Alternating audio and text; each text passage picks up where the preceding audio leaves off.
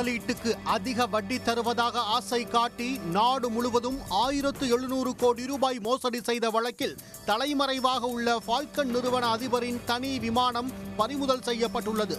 பின்னணி என்ன? தெலங்கானா மாநிலம் ஹைதராபாத்தை தலைமையிடமாக கொண்டு ஃபால்கன் முதலீட்டு நிறுவனத்தை அமர்தீப் குமார் என்பவர் தொடங்கினார். கடந்த 2020ஆம் ஆண்டு ஹைதராபாத் ஹைடெக் சிட்டி ஹூடா என்க்ளேவில் மிகவும் ஆடம்பரமாக இந்நிறுவனம் செயல்பட்டது.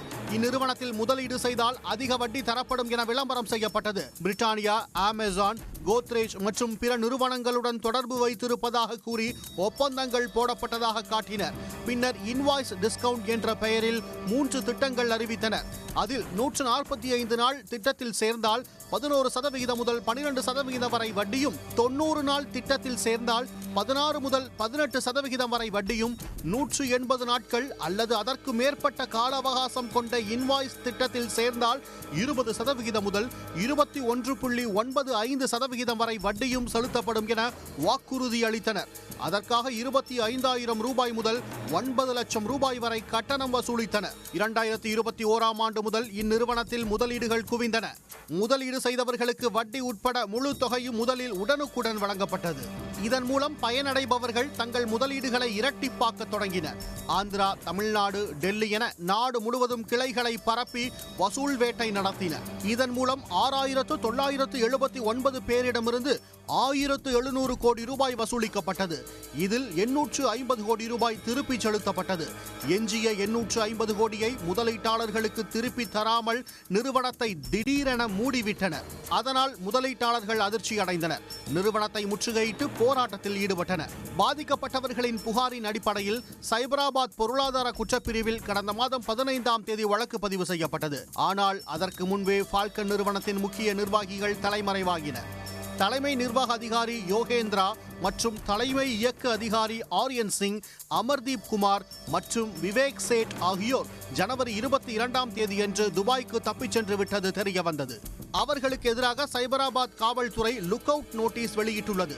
மோசடி தொடர்பாக சைபராபாத் பொருளாதார குற்றப்பிரிவில் முதல் தகவல் அறிக்கையை அடிப்படையாக கொண்டு அமலாக்கத்துறை இயக்குநரகமும் நடவடிக்கையில் குதித்தது. ஃபால்கன் நிறுவனத்துக்கு எதிராக தனி வழக்கு பதிவு செய்தனர். இதையடுத்து அந்த நிறுவனத்தின் வணிக தலைவர் பவன்குமார் ஒடேலா மற்றும் இயக்குனர் காவ்யா நல்லூரி ஆகியோர் கைது செய்யப்பட்டனர்.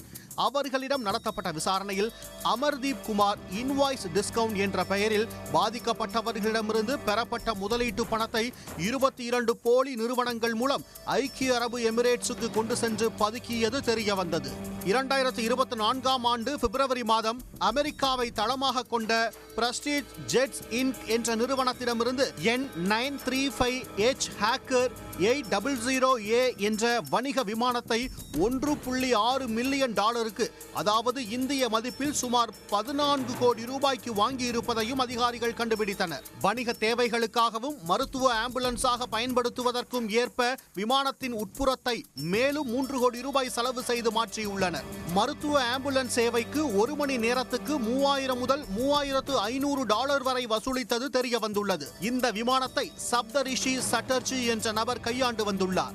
ICATT என்ற வலைதளம் மூலம் முன்பதிவு செய்து டெல்லி மற்றும் துபாயிலிருந்து சேவை அளிக்கப்பட்டு வந்தது. இதன் மூலம் பெருமளவிலான அந்நிய செலாவணி ஈட்டப்பட்டதாகவும் குற்றச்சாட்டு எழுந்தது. அதன் ஒரு பகுதியாக அமர்தீப் குமாரின் சொத்துக்கள் குறித்த விவரங்கள் சேகரிக்கப்பட்டன. இதையடுத்து 8 இருக்கைகள் கொண்ட வணிக விமானம் மோசடி நபர்களின் தனிப்பட்ட தேவைகளுக்காகவும் வாடகை அடிப்படையில் விமான ஆம்புலன்ஸாகவும் பயன்படுத்தப்படுவதை அமலாக்கத்துறை உறுதி செய்தது. இந்திய விமான நிலைய ஆணையமும் ஐக்கிய அரபு எமிரேட்ஸுக்கு எச்சரிக்கை விடுக்கப்பட்டு அவை வான்வெளியில் எங்கு பறந்தாலும் அடையாளம் காணக்கூடிய வகையில் விமான போக்குவரத்து கட்டுப்பாட்டு ரேடாருக்குள் கொண்டு வரப்பட்டது. இந்த சூழலில் ஷம்ஷாபாத் விமான நிலைய சுங்க புலனாய்வு பிரிவு N935H ஹேக்கர் 800A விமானத்தின் நகர்வுகளை கண்காணித்தனர். ஃபால்கன் குழும தலைவரும் நிர்வாக இயக்குநருமான அமர்தீப் குமாருக்கு சொந்தமான இந்த தனி விமானம் இந்த மாதம் 5ஆம் தேதி இரவு 10:15 மணிக்கு விமான ஆம்புலன்ஸாக துபாய்க்கு சென்றது கண்டுபிடிக்கப்பட்டது. வெள்ளிக்கிழமை இரவு 11 மணிக்கு ஹைதராபாத் ராஜீவ்காந்தி சர்வதேச விமான நிலையத்தில் தரையிறங்கியதும் அமலாக்கத்துறைக்கு தகவல் தெரிவிக்கப்பட்டது. இதையடுத்து அமலாக்கத்துறை அதிகாரிகள் 8 பேர் கொண்ட குழுவினர் விமான நிலையத்தை அடைந்து விமானத்தை ஆய்வு செய்து அதன் சேவைகளை முடக்கினர். பால்கன் நிறுவன அதிபரின் தனி விமானம் பறிமுதல் செய்யப்பட்டதை அடுத்து துபாயில் பதுங்கிய அவர் உள்ளிட்ட மற்றவர்களையும் பிடிக்கும் நடவடிக்கை தீவிரமடைந்திருப்பது குறிப்பிடத்தக்கது.